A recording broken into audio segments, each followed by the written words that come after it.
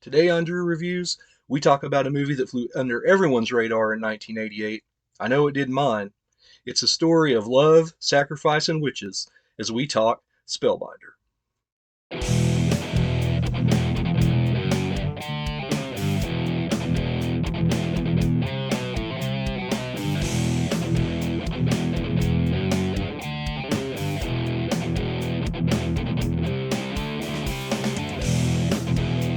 So, guys, before we get into the review here, a little disclaimer. On Drew Reviews, I really like to dig into the movie, and so I include spoilers. And this movie has kind of an M. Night Shyamalan style twist in it, so I don't want to ruin that for you. So, if you have not seen Spellbinder, go over to Tubi. It's there right now as of, when I drop this video. Go watch it, then come back and watch this review. Just don't want to spoil anything for you. So, Spellbinder stars Tim Daly, who his most known thing was he was Dr. Richard Kimball in the Fugitive TV series, and he was also the voice of Superman in the animated series in the 90s. Surprised he didn't go on to bigger things, but he plays the character of Jeff. Him and Derek, who's also a lawyer, he was Rick Rossovich, who was in Top Gun and the Terminator and Navy SEALs. He's in this thing. And so after they're playing basketball after work one night, they go out to the parking lot and there's this guy assaulting this girl, and so they save her, and so he takes her and he's going to drop her off, but she's got no place to go, and so of course it's Kelly Preston, and she's just at 25 and she's just absolutely gorgeous in this movie, and he's like, well, it's LA, you can stay with me tonight, and from that point it kind of becomes this mysterious love story. He's got this sore back from playing basketball, and she tells him to lay face down on the bed, and she straddles him and heals him with her hands. So something's not quite right about her. But things like that happen throughout the movie. After a legal victory, they go back to Jeff's place, and he has this party for everybody on the law firm team. And so there's this character of Grace, who's kind of like this mother, kind of respected figure in his life, and everybody's in love with Kelly Preston's character Miranda up to this point in the movie, and he wants her opinion on how on what she feels about Miranda, and so she gives him her honest opinion, and he doesn't like it because at one point during this party she sees her take a turkey out of the oven, with no oven mitts, and then puts her hands in water and heals herself. So she knows something's up.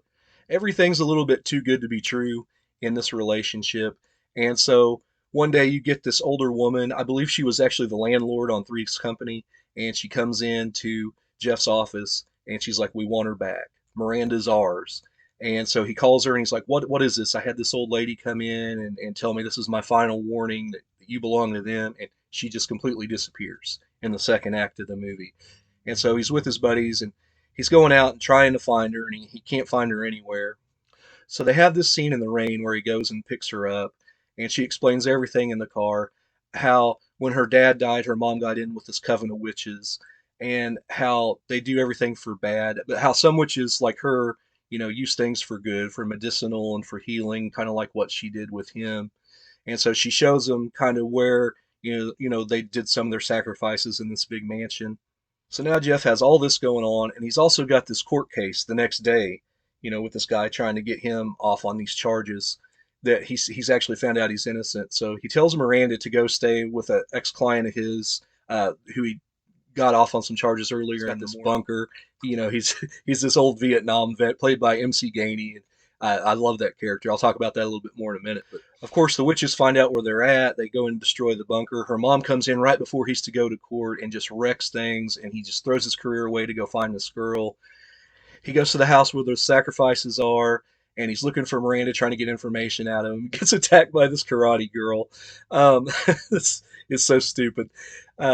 They finally tell him where she's at. She's at this beach. There's going to be a sacrifice there, and he gets there. The twist is that he is the sacrifice. That Miranda is in on this the entire time. It was all a con job to get him there because he's pure of spirit. And so, yeah, this is a movie kind of like The Wicker Man, where the main character gets sacrificed at the end of the movie. But I kind of like that it did that because other than The Wicker Man, I can't think of too many other movies that actually, have the balls to do that to their lead characters. So, yeah, that's pretty much Spellbinder in a nutshell. We're going to talk about the things I like. All of the principal actors in this are pretty good. Tim Daly, like I said, I'm surprised he didn't go on to do bigger and better things. Kelly Preston is amazing. Young Kelly Preston in this thing. You know, she's 25 years old. There's a topless sex scene in this thing, and whoo. Uh, there's a scene where she, out there on the beach where she's dancing, in this see-through thing, and it's just like, man. Acting wise, she does okay for the most part throughout the movie, trying to play this innocent person that you know something's not quite right with. But that scene on that beach where she turns and you see the look on her face, that's some good acting right there. And this movie has the most from Rick Rossovich that I've ever seen from him in something. I like him in the Terminator, as the phone creep, and he's all right in Top Gun. He is in on the con with Miranda the entire time. As a matter of fact, the very last scene of the movie is of them doing the same con to a new guy. The guy beating her up, and you see him walking him out, and it was all a setup. But you should have known that character was inherently evil. He was Iceman's partner in Top Gun, so that should have been a clue. Kerry Tagawa is in this film. He was Yoshida in Showdown in Little Tokyo. I love him in everything I see him in. I wish he was in this movie more. He is the detective who kind of unravels things for Jeff's character. He comes in to do a missing persons report on Miranda in the second act of the movie, and they see the necklace, the kind of the wicked necklace on her neck, and he's like, "Hey, here's what's going on," and he doesn't believe it at first, but he pops in at various points throughout the movie. Like I said, I really like the character of Grace. She's Jeff's legal aide, legal secretary, and she's really cautious of Miranda in this movie. And of course, at the end of the movie, there's this funeral. Jeff has disappeared, and so she knows something's going on, and they're actually at her funeral at the end of the movie. And Tagawa's questioning Rossovich's character there. As far as other things I like in this movie, the mood is really good. It's lit really well. It reminds me honestly of like a really high budget Lifetime movie because there's not a ton of action in it, but it's done so much better than like a Lifetime movie.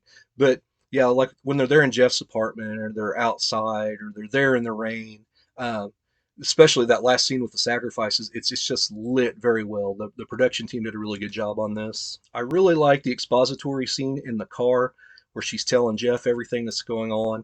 And I think it's really funny. There's this line where she's like, my mother was a witch, and it reminds me of this record by Diamond Head, the song "Am I Evil?" My mother was a witch. She was burned alive. That line cracks me up whenever she says that. I had to go back and rewind it and watch it again because I was laughing.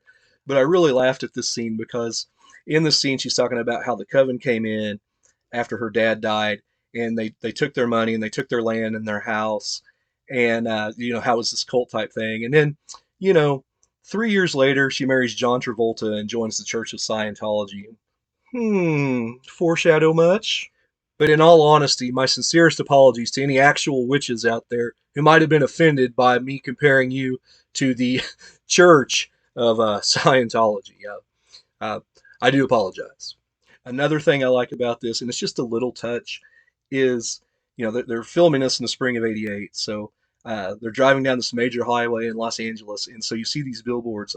One is for Willow, and one is for Cop, starring James Woods, that came out around that time. And so I did some looking, and Willow and this movie had the same production company, MGM. Cop, I couldn't find much information on, but I'm betting it was a subsidiary of MGM, so I like that.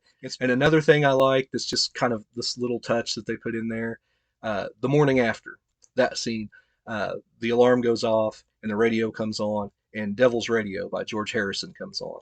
And I thought that was a great little bit of foreshadowing because she's like, "Oh no, don't turn it off. I love this song." So I like that.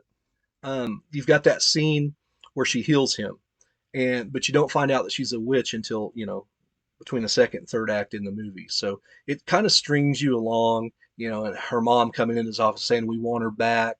It gives you just little pieces of information to piece together in your mind what's happening. Before that big twist at the end. And the other thing I really like about this film, in some movies, this character's a bricklayer or something, but you never see him laying any bricks, or this character's that. Well, they're actually lawyers, and they're coming out of court with MC Gainey, and they're talking, about this party they're going to throw, and he's telling them, "Come to my place anytime," and that's actually paid off later when he thinks he can keep Miranda safe there. Now, as far as dislikes that I have in this movie, there are a few. There's not a whole lot of suspense. I saw another reviewer who I respect a lot here on YouTube say nothing really happens in this movie. Well, I don't agree with that, but I feel like there could have been more suspense. He's that guy is the leader of the cult slapping her around in the beginning, and so Jeff's having nightmares that the guy's there. At one point in a dream, he opens up his pantry and he comes out with a knife. That was a nice touch. And then there's a scene, and you don't know if it's real or not, if the guy was really screwing with him or not. After he walks out of work, he gets in his car, he sees him there, and the guy's doing something with his hands, and the car levitates, the windows blow out, the tires blow. He falls, and then he wakes up, and his car is fine. Uh, Nice little piece of suspense, but there could have been a whole lot more. They should have found a couple more set pieces, a couple more action pieces to put in there, and it would have rounded out this movie just a little bit more. Speaking of action, that scene where he goes to the mansion to look for Miranda, he's looking through these rooms, and there's this girl with a Walkman on, and she's practicing her taekwondo and stuff. uh, as he's going through storming through rooms, she attacks him in this red gi, and it's dumb. He gets beat up by this 110-pound girl until he throws her off this balcony. Uh, that scene was it was cringy. I like the score for the most part by Basil Poledouris. You might know him from doing the music in Conan the Barbarian and RoboCop. Very anthemic scores. Here, it's more subdued. I like most of it. I think there's like a 12-minute clip on YouTube of most of the music. What I have problem with, I like the music on the end there at the beach, but it's too samey. It drones on and on. It's a long scene, where they have him down and they cut his heart out. And, it takes a while, but it's just the same notes over and over. And I got really bored with the music in that scene. I do a lot of time online looking for mid-level movies like this that a lot of people haven't heard of, to do for review for this channel. And this is one that I watched and I wasn't sure what to expect, but I was pleasantly surprised. It's not the greatest thing in the world, but it is a decent watch. The mystery of the love story is really good, and that twist at the end, of course, is worth watching. So yeah, just for those alone, and the acting involved isn't there's nothing inherently bad, other than like maybe the karate girl. I wasn't mad that I spent an hour and 40 minutes on this movie. My wife, not so much. She, she's like, I really didn't like that, but she doesn't like endings like that either. But if she wants to talk about it, she can get her own channel. So over on IMDb, this is a 5.8. I'm usually about a point higher than IMDb. I can't go a point higher. I don't think it's quite 6.5. I'm going to go 6.4. It's a decent time waster. Like I said, it kind of reminds me of like a higher budget, better produced Lifetime movie with, a really cool love story and some occultish things in it. So, guys, this is basically like a bonus review. I'm just going to slide this one in there somewhere, just for my loyal viewers. So I don't know what I got coming up next because I don't know where this fits just yet. But hope you enjoyed it. If you did, give me a like and a subscribe and everything.